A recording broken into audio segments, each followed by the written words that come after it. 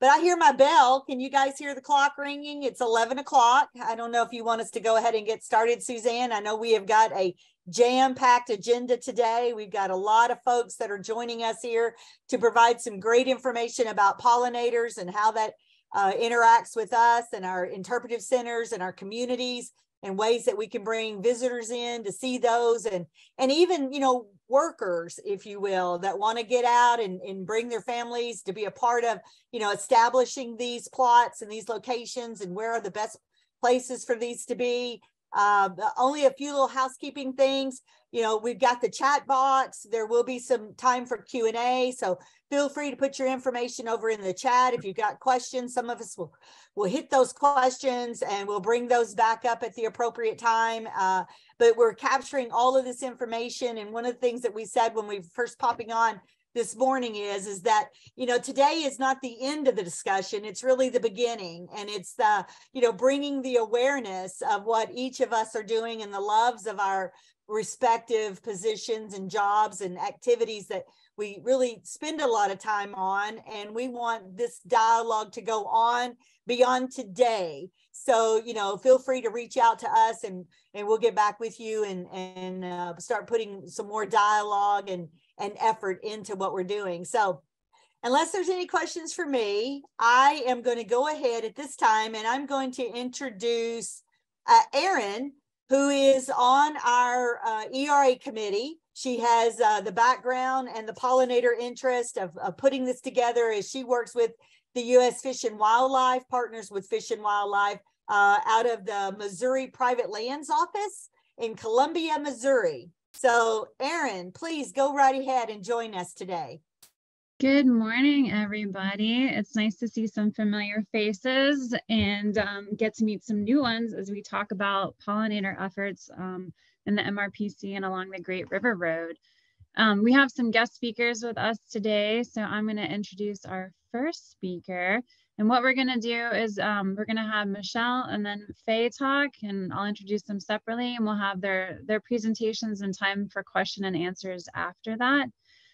So we can talk about whatever it is that they're presenting on at that moment, question and answers associated with that specific presentation. And then in general, we should have some time for just general pollinator questions at the end and some additional resources to share. So with that, I'm going to introduce Michelle. Michelle is our Rotarian who's joining us to share about pollinator gardens, and they are working on putting a how-to guide which has steps to plant native gardens no matter where you're located, as this is a big part and initiative of the Rotary Club International's current mission. So she's going to highlight what she's learned and how she's put this together. And with that, I'm going to turn this over to Michelle. Great. Hi. So nice to meet you all. I am located in Wenatchee, Washington. I don't know if you know where that is, but we have very different climates from where I understand I'm speaking to this group from. I spent a wonderful 11 years in Alabama and traveled to the Mississippi River Road with my mother with great fond memories. So glad to be here. Thank you. Yeah, I am a Rotarian, and I wanted to introduce you all a little bit to Rotary and how Rotary then became involved in this environmental work, if you're not familiar with it. So if I have the ability to share my screen, you'll forgive me if— You do, Michelle. What's that? You do have ability to share. Fantastic. Let's see if I can do this without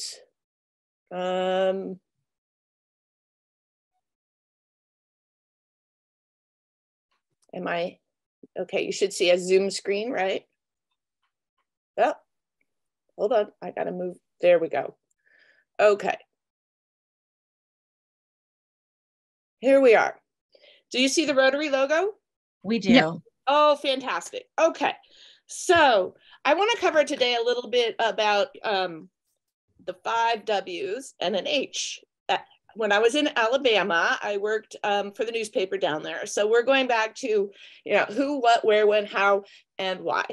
And I want to share with you a little bit about my story and how I became involved in this and why pollinators now are so important to me. And hopefully that can raise awareness, whether you are already involved in gardens for pollinator gardens, or you know, you want to speak to other people about it and get them enthused about your project. So you might be familiar with this logo of Rotary International. But let's see here. You might only know it from parks in your community. I bet you wherever you go in your community, you can find a park with a Rotary wheel on it. But Rotary is so much more than that. Oh, excuse me, just 1 minute. Okay, we are the largest international civil service organization in the world. We have 1.4 million members, and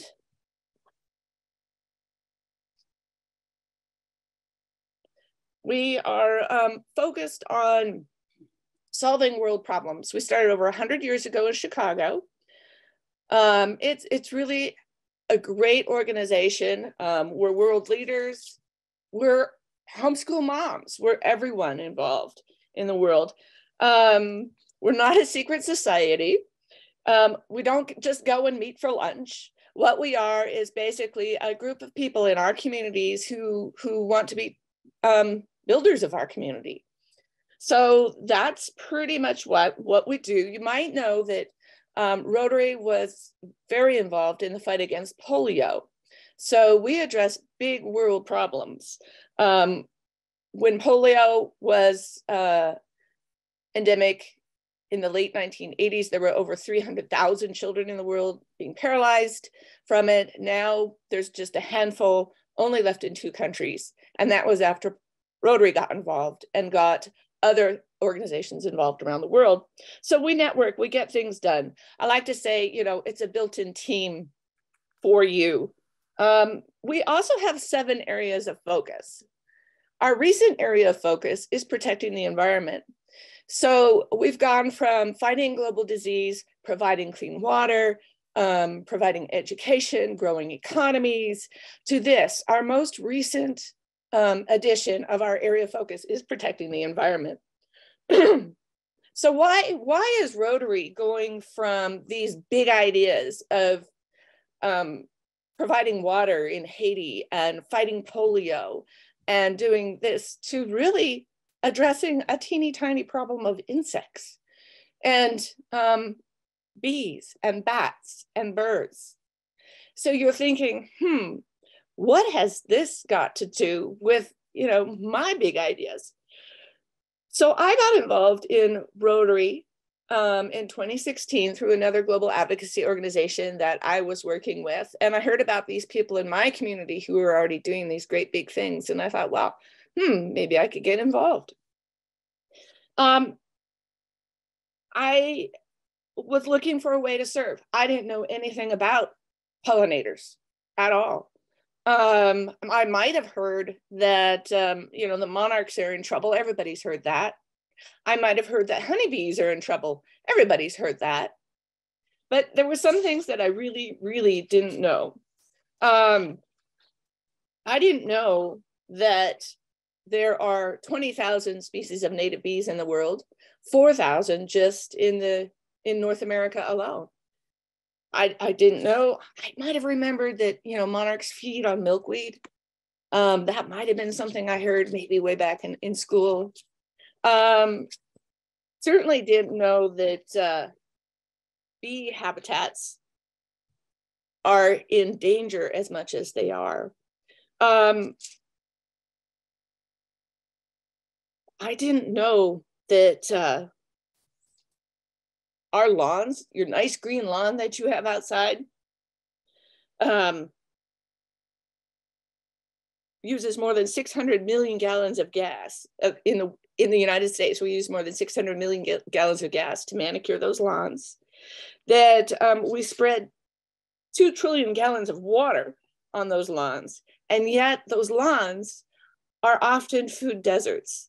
Those beautiful non-native plants that you plant in your yard, they don't do anything for our pollinators. So that's a real problem.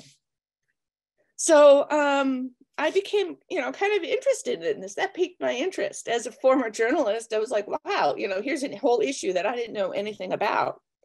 20 birds on the common birds in decline list, at least half of their populations in the 40 years are lost due to residential and industrial development.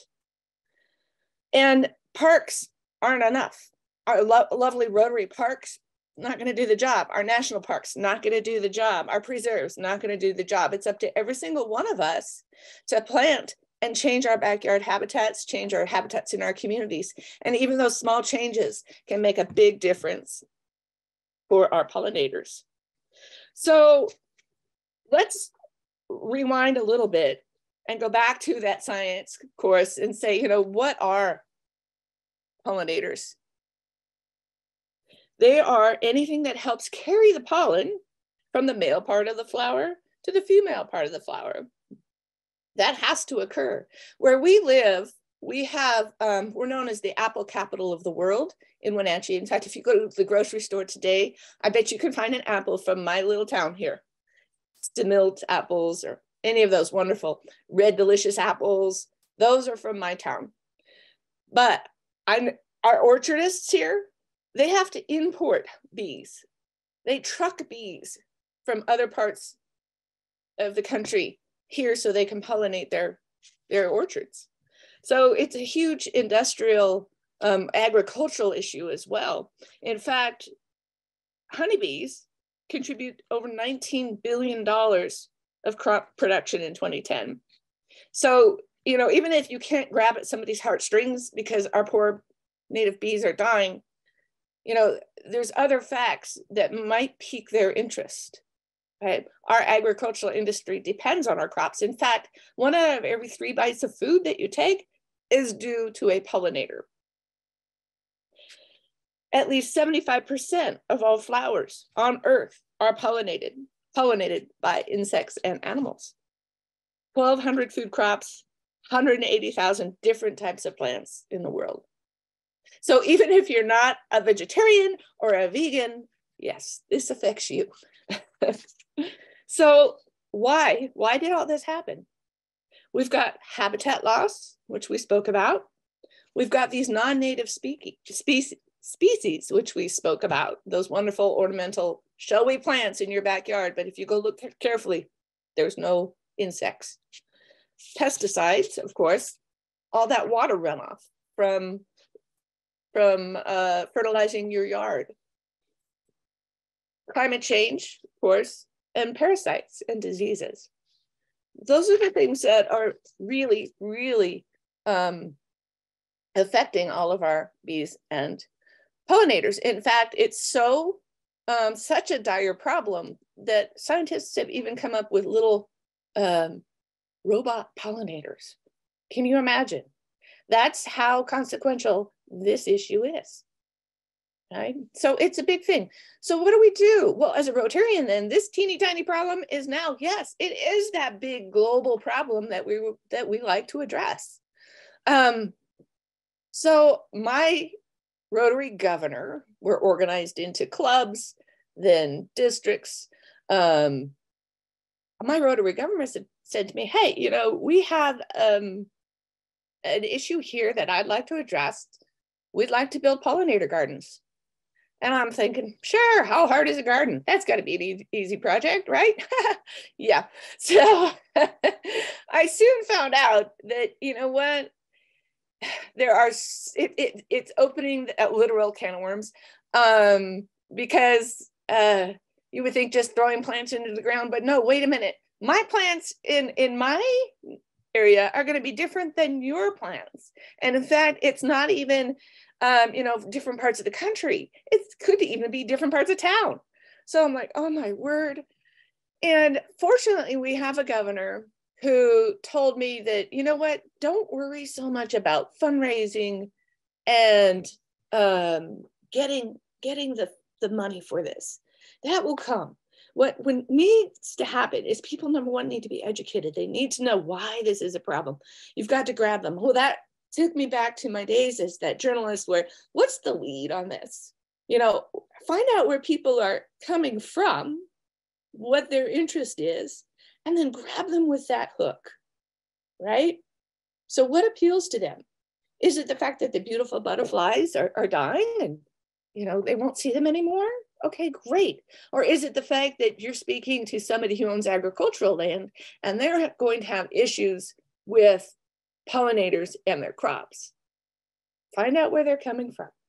Okay, so that was wonderful. And so I thought, gosh, well, how am I going to get all of these clubs who are a variety and a diverse group of people from, you know, you might have the mayor in town, like I said, to a soccer mom. Rotary has changed over the past 100 years. We just had the first woman international president of Rotary, and we're going fast towards 50% women. We're no longer the men in the basement of that old hotel smoking cigars and discussing, you know, what's next for their town. We're making world changes here. So I thought, well, let's do this pollinator guide. Am I on time? Good. And so putting some skills to work, I kind of wanted to consolidate all this information in one space. Going back again to my days as a journalist, I love to research and pull from the internet. I'm the Google queen, realizing a lot of people might not have that same desire to spend that amount of time finding out about all these wonderful facts and figures and things like that that really piqued my interest. So I took our governor here and made him issue a challenge to our clubs by video. So no matter what organization you're working with, you've got those leaders, you've got those grass top people, whether it's in your community, maybe it's the mayor, maybe it's a city council person, maybe it's even a church leader who you can go to and say, hey, you know, I know people listen to you. I'd really like to have your influence on this issue.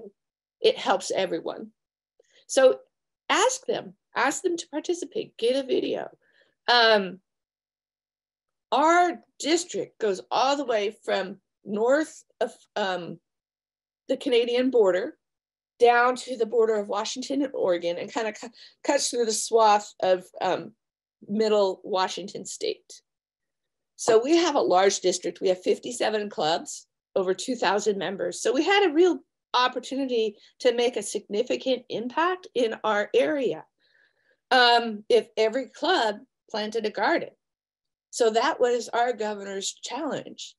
And my challenge then is to get the clubs to actually do this and then track the information. And we had the idea of making it a clickable online map. So you could go to basically a story map online using it's called ArcGIS, and you just click a button and your garden pops up with pictures, the story, who was involved, kind of the facts or figures around that garden. And then we could eventually see how we made a pollinator highway from northern BC, British Columbia, all the way down through Oregon. And of course, you know, it always helps to offer some sort of incentive. We have a $1,000 prize that will be coming up in May at our district conference. And we covered some of this already, is why pollinators, okay? That is so important, again, to get people involved in the story of, you might be familiar with it, but don't forget how you first got interested, because that's how you're going to spread your word, okay? And of course, why are we concerned? What's the urgency about this? It's not something that we can push to the back burner anymore. Yes, this is important to our town, right? We want to get people's commitment. We want to sign them up. Maybe you can partner with the master gardeners in your area. And all we did here, and I'm not going to click on my links, was collect names. If you go to a farmer's market, you could set up a booth and have an online pledge. You've spoken to people, you've given them some literature, hopefully not on paper, just use QR codes. We don't need paper anymore. And gotten their interest. You need to collect their names, find out who they are.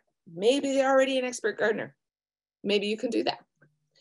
We issued some criteria and guidelines, just so, you know, our clubs, our organization is clear. A lot of it was, well, what do you want us to do? How big do these gardens have to be? So if you have parameters, ask people to give them a little bit of guidance there. And what we found out is we could even work with our communities, and instead of doing just showy plants along the road and hanging baskets, we could mix those baskets with some native pollinators in there, some native plants in there. You could be as varied as we have some clubs who are getting an International Rotary grant and planting $20,000 gardens with peace poles and whatnot, all the way down to just individuals doing barrels in their backyards. So I love this quote: if you've never experienced the joy of accomplishing more than you can imagine, plant a garden. Because that's, I started thinking this is an easy project. No, this is a little bit more entailed. Here we go. And then give them some guidance. These are the steps. You're going to have them have that commitment so you can follow up with them. You're going to ask them to do some learning, right? And find what they can speak about and what held their interest, so they can, again, share with others. Locating the garden. If it's in a community, that can be a little bit challenging. You're going to want to work already with somebody who knows what they're doing and what they're looking for a garden, because you're talking now about sun exposure. You're talking about, you certainly don't want it along the roadside where they are going to come spray. You don't want to be near anything like that. You're going to have to think about irrigation. Fortunately for us in our town, another Rotary was also the head of our Department of Transportation here in town. And he says, I've got the perfect location for you.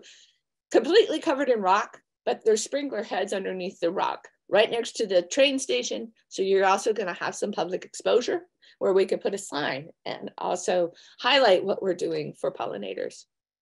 So think about visibility. Consider the distance from current gardens. You really would love to create a hop, skip, and a jump for those pollinators, so they don't have to travel too far. A lot of the native bees don't travel far at all. Okay, so on design and prep, this is where, and many of you here are probably the expert that I am not. Again, I came into this just with a background of wanting to get something accomplished in our communities and do this sort of project, and became passionate about it. But you've got garden experts in your communities. We found, and I don't know if it's the same in your area, but what we have are called conservation districts. And I believe it's a national program. One of their missions is to plant what they call heritage gardens. Well, that's essentially a pollinator garden because they require up to 70% of native plants. But not only that, but they'll come design the garden with a professional for you, select your native plants and place them, show you where to put them. So you don't not only have to recruit members, sign up, find funding, and design a garden. You can partner with somebody else to do it with you. And this is a great key because it's collaborative. So you can have those experts, but you can also go to your high school and you can find your service clubs in your high school, whether it's an Interact Club, which is a subsidiary of Rotary, or a youth group from a church or anything like that. And it can become a great relations tool for you. Because everybody, in a service club usually wants to get their hands dirty, and this is a literal way for them to do it. So consider fencing, hardscape features, all of that. Set a date with your group. You're on number 4. Let's get them out there. Okay, let's have them help with the work. I've got clubs now who are mostly, yes, full of gray-haired old gentlemen who really can't bend down to put a shovel in the dirt. That's okay. You know what?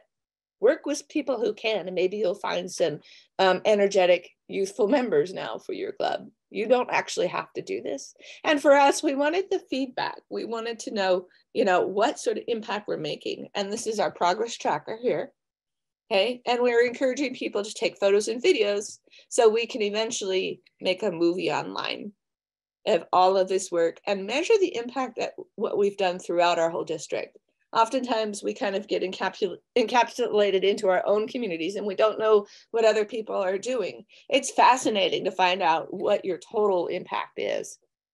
We only have 5 minutes, so I'm gonna kind of go through this. It's not too long.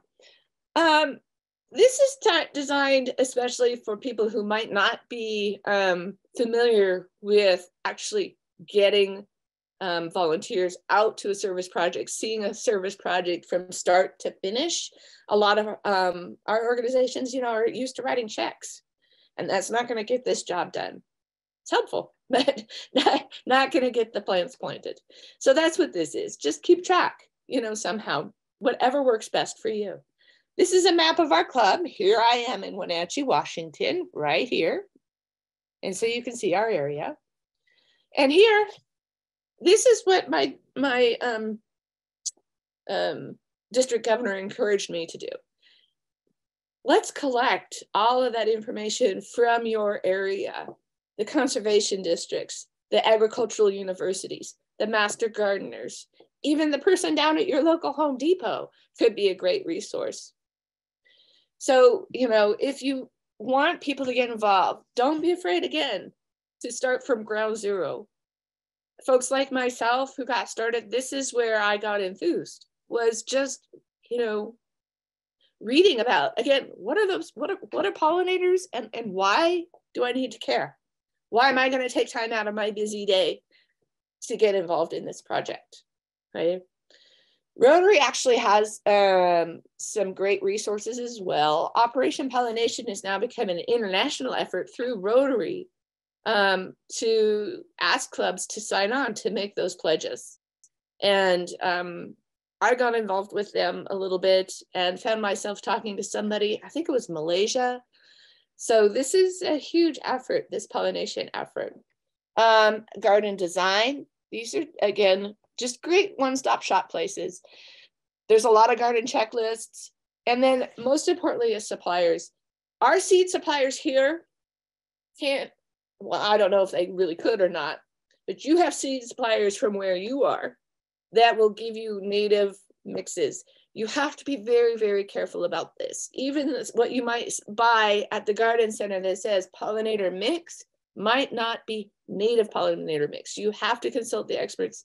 In fact, our governor, when he went around our clubs promoting this, was giving them pollinator seeds. And I heard back that he was handing out pollinator seed packets that were invasive species to our British Columbia friends. So you've got to be very, very careful about that, okay? So native plant lists. You can find these lists in your area. Some of these are national, some of these are regional for us. This might take a committee. I would suggest finding those Google people or who just love to put together these sorts of lists. Or, you know, one of your ag services down there might already have a lot of this for you. Again, don't reinvent the wheel if you don't have to. So this whole guide now is on our district website, so our clubs can click easily on it and have access to this information so they don't have to go do all the Googling. Hopefully it's easier for them. So, and we have a report back, and then they're going to get a sign, which is now in full color. We also listed our local experts and organizations in case they want to reach out. And again, always plugging for those photos and videos. So this is basically our how-to guide. I hope that I've offered you some tips and pointers. You're welcome to create your own guide or kind of customize this one if you wish. And I really hope that this has been helpful for you. And thank you again for letting me attend. Thank you, Michelle, so much for expressing the seriousness of insect and pollination decline everywhere, and for finding the relatability of it, because when you start learning about it, it can be very overwhelming, one, to sort of comprehend it, and then two, to figure out how to best access and utilize resources around. So having how-to guides is super key for people to get started, and then to lead them to some experts if needed. And it's great to have that. And we'll talk a little bit at the end of Faye's talk about how Rotary kind of brought this conversation together through multiple avenues, which is pretty neat. But real quick, we do have a question in the chat. And then if anybody wants to ask a question, we have a couple of, like, a minute. you can raise your hand or something like that. But is there a Rotary Mississippi River pollinator effort along the river that you're aware of? Not that I'm aware of, but I think that would be an incredible thing. I would get a hold of the fellow who is leading up Operation Pollination. His name is Chris Stein, and after we drop off here, I'll put his name in the chat and his contact info. Yes, I'll second that. I'm working with Chris. Oh, good. Yeah, and you were just inspirational seeing your presentation when you had it. And so it's fledgling, and I'm trying to lead the way because I'm not only a Rotarian, but I'm also a La Crosse County Commissioner for the Mississippi River Parkway Commission. And it's my goal to do the whole river through, with joining us together, because two organizations are doing much of the same thing. So why don't we join together so we can even make it better than what we already have? So you are the perfect person, and the fact that you allow us to use your guide is fabulous. And at some point, I'd like to just talk with you Sure. about some strategic planning. Because I'm ready to go, and I've got my own pollinator butterfly, about half an acre that I put in across the street from my house. And so by the way, anybody that wants to come to La Crosse, Wisconsin, this is going to be my clubhouse for our efforts, our joint efforts between Rotary and the Commission. So it is just going to be wonderful because it's surrounded by my pollinator butterfly gardens. So yeah, thank you so much. Yeah, that's wonderful. If you have a chance, can you put Chris's information in the chat here really quick? Do you have that handy, more handy than I do? I have to search back through my emails. I know this is John Ampus, and I asked that question. I know Chris well. I didn't know how connected he was. Still, he was a fellow superintendent in the National Park Service. I think he's still with the National Park Service as a heritage area coordinator. Yeah. And I know he's been working on a pollinator program for a decade almost with Rotary from Costa Rica to Canada. So just curious to where that was at. And Michelle, are you able to drop a link to your guide in the chat as well? Yeah, I'll do that during the next speaker. Is that okay? So I don't that's perfect. Navigate away from this. Yeah, are you going to be able to stay with us for a bit too? Yeah, I'll stay to get that in, and I would like to listen to the next speaker. Okay, perfect. Then I'm going to introduce Faye Waterman to y'all. Faye is the current co-chair of the Pollinator Garden at the Putnam Museum in Davenport, Iowa. She's also a master gardener and was the coordinator of creating this garden, along with the Pollinator Palooza event, which is an annual event that this year will be held on May 20th at the Putnam. It's a plant sale and presentations and just sort of a celebration of pollinators. And so with that, I'm going to hand the proverbial mic over to Faye. Thanks so much. Thanks so much. Happy to be here today and talk about pollinators. Suzanne is running my slideshow, so I appreciate that. The Palooza was created because the Putnam Museum had, you see the exclamation point sign here, a circular bed in front of the museum, and it was filled with weeds, 3 magnolia trees that had been planted 20 years ago when this addition was put on. But it was a mess and not a good entry point for the museum. And I was asked to see if master gardeners could do something with this. Well, pollinators are popular, needed, but master gardeners can't not just start a garden and work in it. Master gardeners are required to spend at least 20 hours a year in volunteer activities on approved projects. So I had to go before the advisory board and ask for permission to make the pollinator garden at the Putnam a demonstration garden, which would educate the public and allow master gardeners to work there.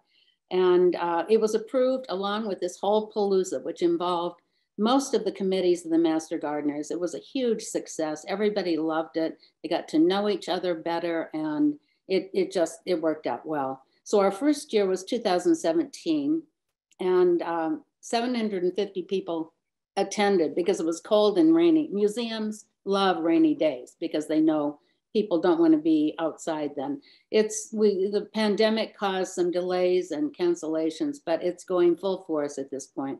The Putnam Museum, and maybe Suzanne, if you can go back to the previous slide showing the museum, it's on a hill, and the back goes down the hill all the way to downtown Davenport, and then the Mississippi River, which is about to flood at this point, unfortunately. But it's a big weedy area, perfect for pollinators. So bees, prairie grasses, native plants.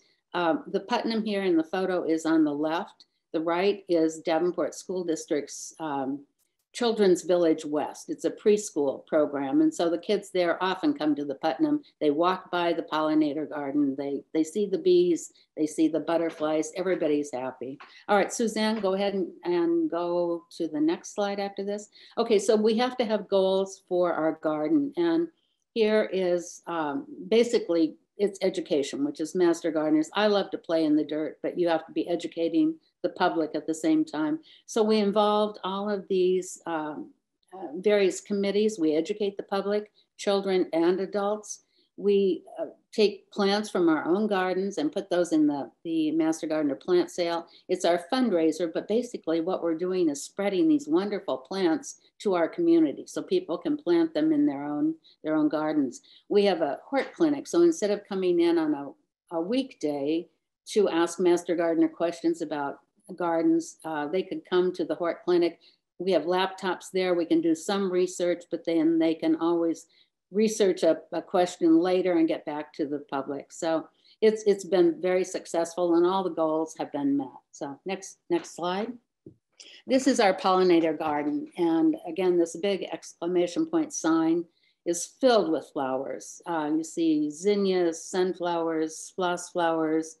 On the top right are zinnias, which are very good for pollinators. They're annual, so we raise seeds every year and plant those each year. The bottom right is a monarch butterfly on a Mexican sunflower. The botanical name of this flower is Tithonia. It grows 6 feet tall and 6 feet wide, too large for most gardens, but every butterfly, bee, even the hummingbirds love this plant. You can only get the seeds at Walmart. I mean, nurseries don't sell these, so you have to start from seed, and they're easy to grow from seed.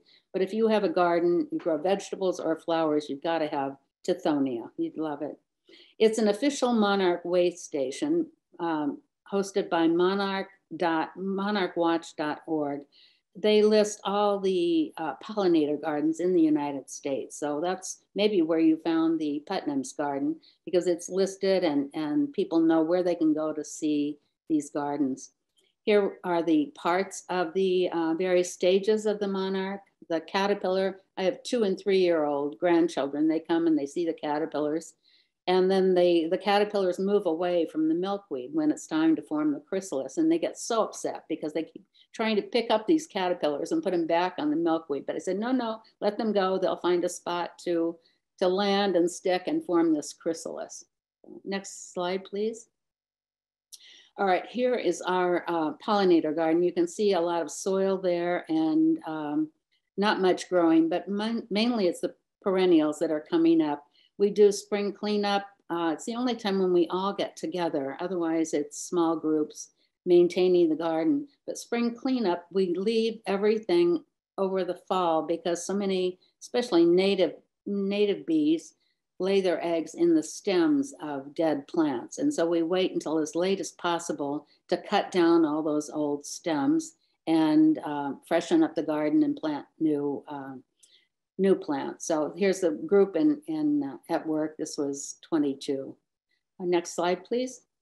All right, we designed the garden, and I had to use my math skills to figure out the square footage of this because it's a circle, but it's a concrete base. We left a little walkway around it and then filled the outside of the bed with plants.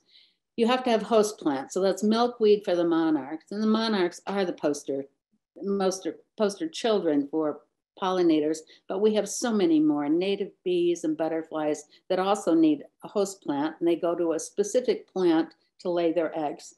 So we have host plants, and then we have nectar plants, which feed the various pollinators. And you can see by this, the green circles are plants that bloom in the spring. We have early summer, midsummer, late summer, and fall. And this garden design, which Master Gardeners did, we did it to scale of the mature size. So on the lower left hand, the 3 blue circles, number 33, that's the number of the plant, is prairie dropseed. They get to be 3 feet wide. Unfortunately, when we planted it, they were about 1 inch wide. So people looked at the garden and said, whoa, what happened? You had this huge design filled with plants, but it is now mature and it is filled out, as this indicates. Okay, next slide, please. We have a list of all the plants, and the perennials stay the same pretty much year by year. We add new zinnias or new annuals. And our list is printed out. Anybody who comes to the garden can take this list, take it home. They can go to their nursery or to our plant sale or any plant sale and find these wonderful plants for pollinate. We list the botanical name, common name, whether it's a perennial or an annual, when it blooms, its mature height and width, and the color of the flower. And then we also include maintenance issues. Annuals need to be deadheaded frequently so that they continue to bloom. Some plants we have to cut down, some we do not. You look at the photo on the right, and that's echinacea. We have labels on all the plants, and originally did laminated photos of the blooms along with their information, but they fade in the sun. So we've gone to strict metal labels now, and we count on the handout for people to see what the plant will look like. Next slide, please. A great variety of plants, and perennials bloom for anywhere from a week to 2 months. And so something is blooming all the time. Here on the lower left is a butterfly bush, beautiful purple blooms. It is not a native, but everybody all the pollinators love it. So we have 2 of those in our garden, and they're very popular with the monarchs. Next slide, please. All right, now to the Palooza, and this is the event which is held annually. One of our master gardeners is a graphic artist, and she developed this logo for us. Next slide. The Putnam Museum is wonderful about publicizing this. They put this on their calendar. They have flyers in the museum, alerting anyone who comes to the museum that this will be happening on the certain date. Social media, the newspaper, it's been well publicized, and especially to children. And we found if you have children coming, we have a huge turnout because they bring their parents and their grandparents, and they talk about it. So the buzz is always there about what's going on at the Putnam. Next slide, please. All right, the plant sale. And this again brings a lot of master gardeners together. We start seeds at home. We also dig in our garden, divide plants. We pot them up. And one of our master gardeners' family owns a furniture manufacturing plant in West Davenport. So the Wednesday before the Saturday sale, we start taking our plants there. And the business has allowed us to do that. We water, we clean the pots. Also important is labels are put on all the pots, giving the plants names, information about how to grow it, sun or shade or whatever. One of our master gardeners teaches truck driving at Scott Community College. He brings his semi-truck to the manufacturing facility. We load all the plants on pallets, take them to the Putnam Museum after 3:30, because until 3:30 they have school groups visiting. So the last thing they want is a big semi there blocking the way. But so the plants are loaded and taken to the museum. Next slide, please. This shows 3 gardeners who were at the Vanderveer Botanical Center, also in Davenport, and they have a weekend propagators class where you can sow your own seeds. Well, they did this during everybody has a couple of space for a couple of flats. So they were growing butterfly weed, which is a milkweed. You can see it on the lower right, the orange blossoms. It's a wonderful milkweed. It's not invasive as common milkweed often is. So we were growing butterfly weed to give to the any child who came to the first Palooza, and we ended up giving about 1,000 milkweed plants out. So the orange blossoms throughout the Quad Cities, we think are due to our efforts here. People also grew the plants at home. Here, master gardeners, they go to, if somebody can't dig up personally, we will dig for them and clean the plants. You need to wash all the soil off the roots to make sure there's no invasive there. And then we pot them and we take these to the plant sale. It's a lot of work. And I don't know if the money we make is worth it, but we're spreading the plants to the Quad Cities. All right, this slide shows the plant sale itself. It's right in front of the Putnam. There's a lower area concrete. So we set up the tables and people are lined up before we actually open because everybody wants to buy the Master Gardener with plants. Here they are. You can see large size plants, again, with labels on each pot so that people know what they're getting. No question about that. Next slide, please. On the left, I think lots of tomato plants and peppers. So it's not just flowers, it's everything that's sold at the plant sale. Cute little girl with her monarch wings in the middle. We had her run around during the plant sale. And again, just more people. All right, part of the Palooza is in providing education. The first year, one of our gardeners who was in charge of kids ed gave a talk to a bunch of children explaining that if they grew as fast as a monarch caterpillar did, they would be the size of a school bus by the time they were matured. Otherwise, we have speakers for adults. Here on the left, a woman is talking about hummingbirds, which was a very popular talk. And they sit in the grand lobby of the museum and listen to speaker after speaker. And it's all free, no cost for any of this. Next slide, please. We always have a beekeeper. This man is in charge of an orchard at a local nursery. His claim to fame is that he was the model for Richard Avedon's, the photographer's portrait. Here you see him on the lower right with bees all over him. So he always brings that anytime he gives a talk and answers questions about beekeeping. The photo on the top left here is Ray Wolf, who's in charge of the local National Weather Service, just north of Davenport. He gave a talk and still gives this on climate change and how it affects gardens and gardeners. His concern is that with climate change and warming temperatures north, when the pollinators come north, the plants they need to lay their eggs, their host plants, or for nectar, have already gone past their prime. His concern is that it will affect agriculture entirely in the North America. The man on the right is a master gardener who's a biology professor at one of our local universities.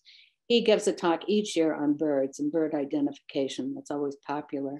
And then the cute kids at the bottom. There are lots of displays for kids. We always have activities for children. Here on the left, I think kids were painting with markers, coffee filters, making them a flower. And then they go from table to table to get this different colored chalk dust to show that the flowers have been pollinated. And as a reward, they earned a seed packet of wild bergamot, which is a bee balm that Prairie Moon Nursery donated to us. So again, we have wild bergamot throughout the Quad Cities. Another education here is showing a plant with the root system, and then kids would plant seeds. That's always fun to keep them involved. Other communities are involved in our Palooza. It's great. The Davenport Public Library came, they renewed library cards, issued library cards, had books to check out. Every organization also had an activity for kids. So they go from one table to another. Next slide, please. We have here Nahant Marsh, which is a wild wetland just west of Davenport that filters the water before it goes back into the Mississippi. It's a wonderful resource. They had a booth there. River Action. Kathy Wine is the director here on the bottom right hand. They sell water tubs so that you can capture your rainwater and then save it for later use in your gardens. We invited the Illinois Master Gardeners and Quad City Food Forest. So lots of organizations. Our current mayor, Frank Clips here, was reading to children. We have celebrity authors, local authors, and other celebrities read to the kids as part of our day-long Palooza. Next slide. Iowa State has a conservation station. They brought that, showing here the how water infiltrates various soils from sandy to heavy clay. So it was great. It's outside. People can see that and see how rainfall does affect us. We've also had the butterfly lady from Galesburg, Illinois. She has a school bus filled with artifacts and examples of pollinator supplies. More mobile hort clinic. Again, the people stood there and were able to answer questions from the public. Next slide. And we always show the flight of the butterflies. It's an incredible film. If you see this, you're hooked on pollinators forever. I took a 6-year-old granddaughter to this. It's 3D, and she had her hands up trying to touch the butterflies in front of her face. And it shows basically the life cycle of the monarch. And I think it highlighted a tiny garden in Canada, showing you don't need a huge area to plant for pollinators. It also shows the history of how they were able to find that monarchs go to Mexico during the winter and where they go.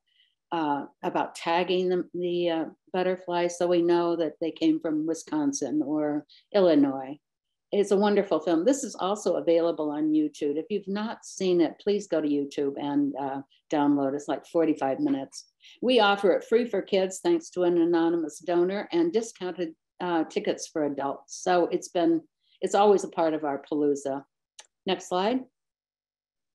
And this is our last slide. It shows our master gardeners working every Saturday from 8:30 until 10.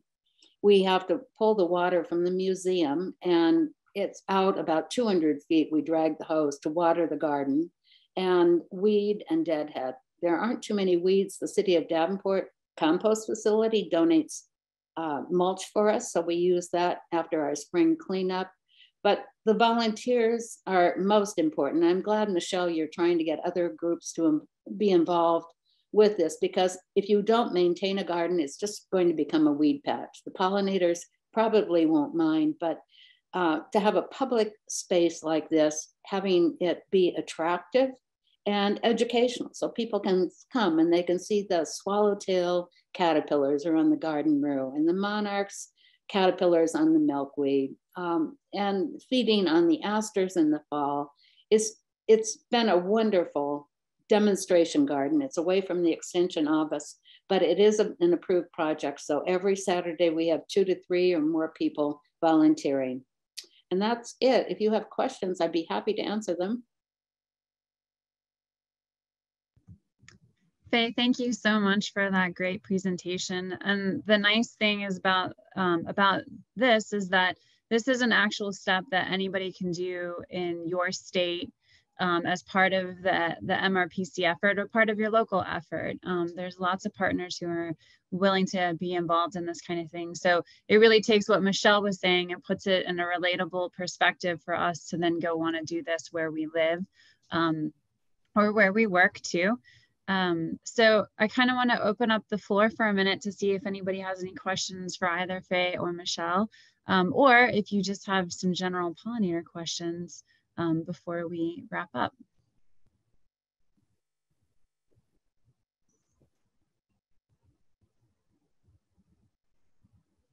And this is Roz. Oh, go ahead, Roz. Thank you both for such an informative thing. And I think what we will do is, I know what I'm going to do is I'm going to get those recordings and then show them to small groups so we can get them excited and moving forward.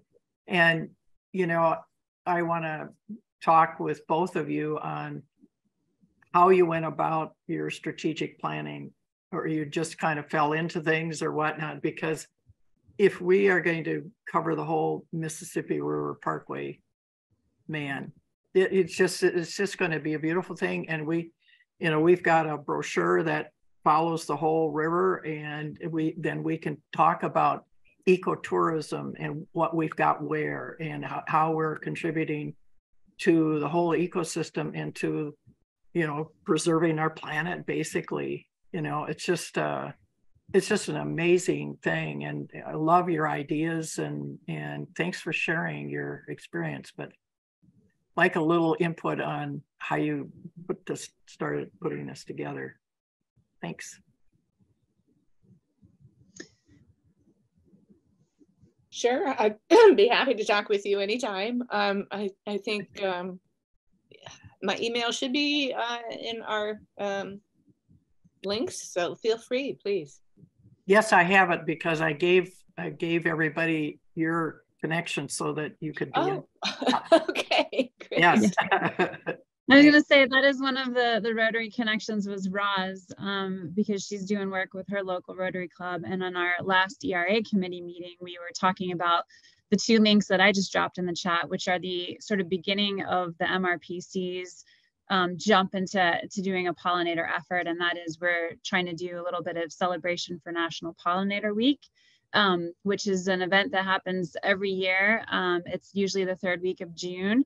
So this year it's the 19th through the 25th, and we're going to try to do a bit of a online campaign to promote that. We have some hashtags, and it's really just trying to create some optics along the river road where there's pollinator efforts going on.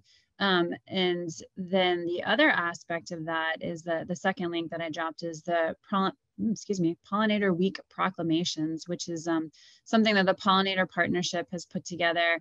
And you can basically solicit your governors to sign a proclamation for Pollinator Week.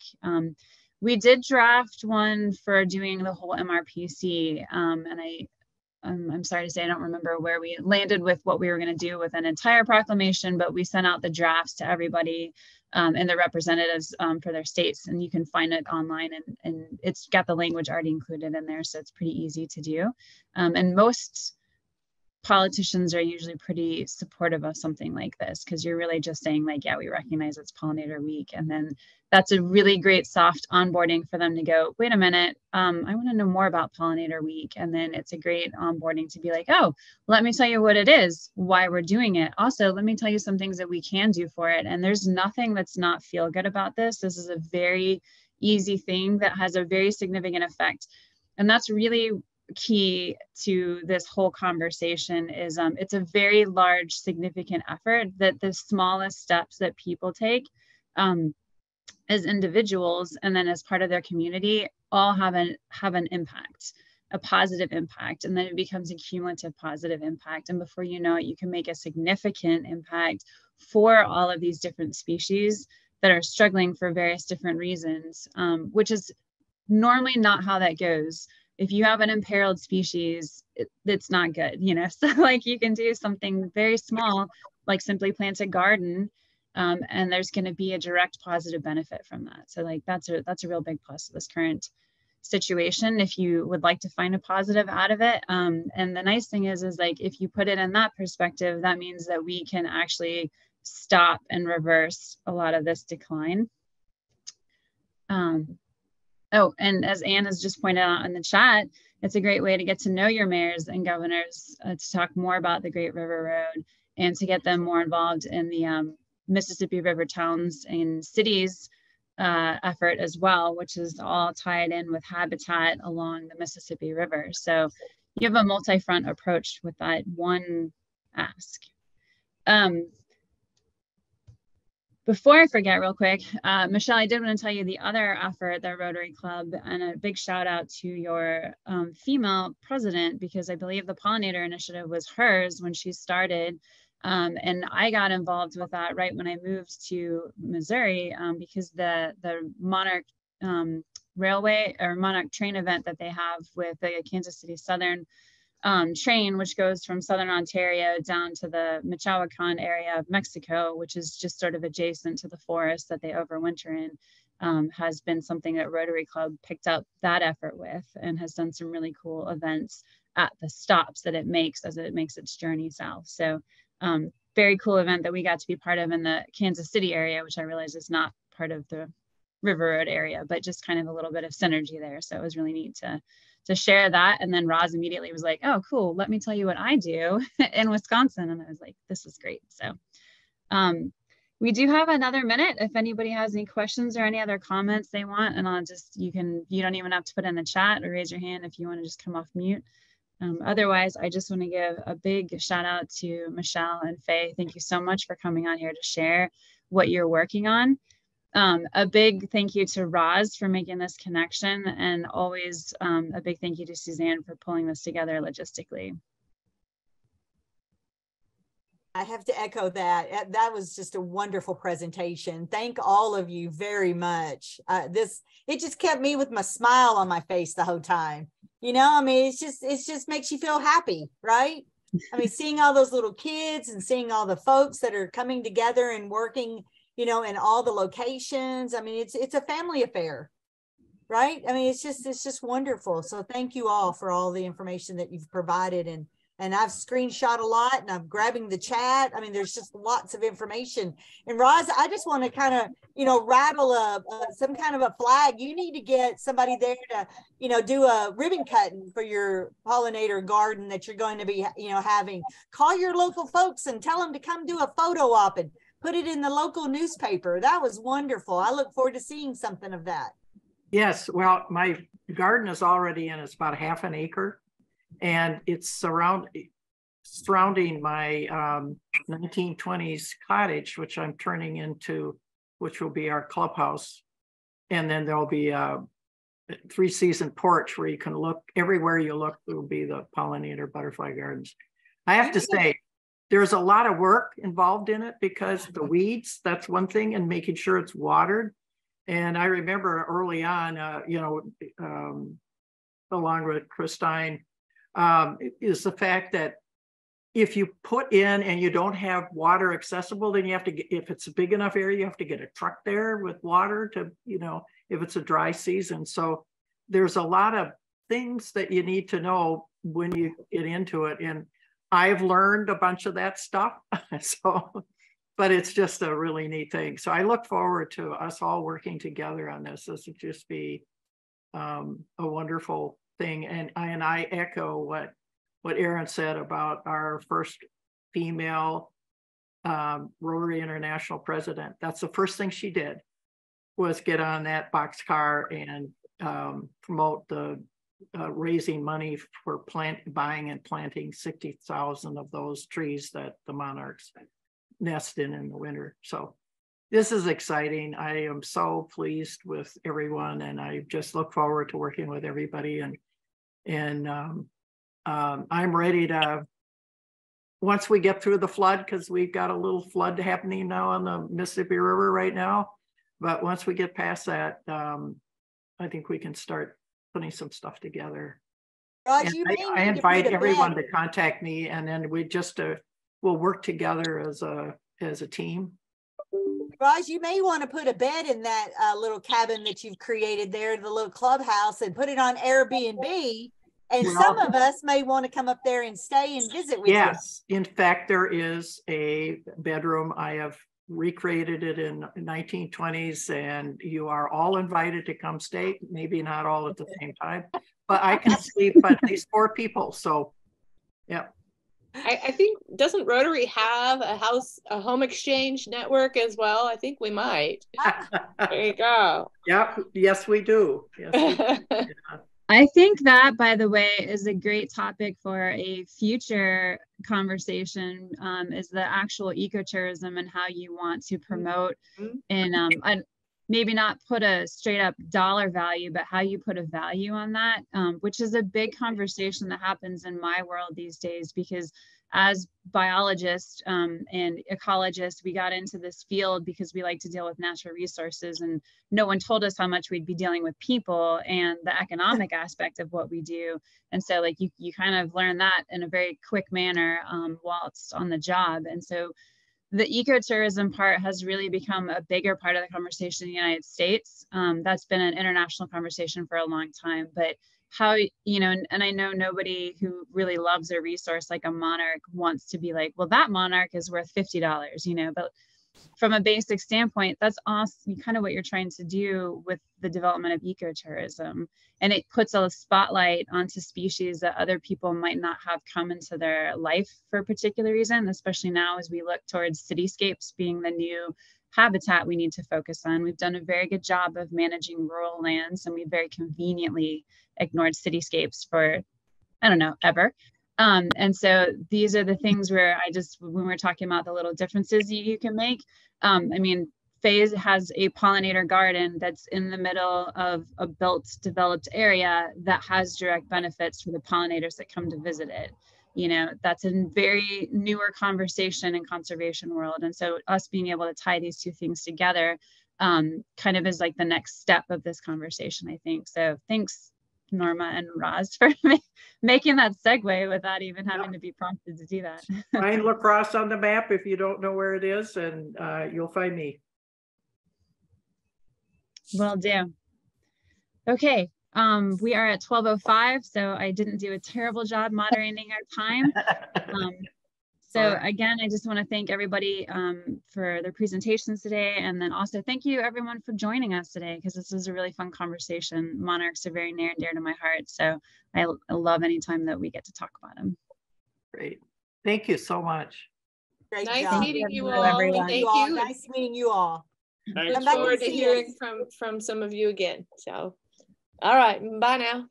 Bye. Bye. Bye-bye. Thank you, everyone. Thank you, Suzanne. Y'all be safe. Yep, and you too.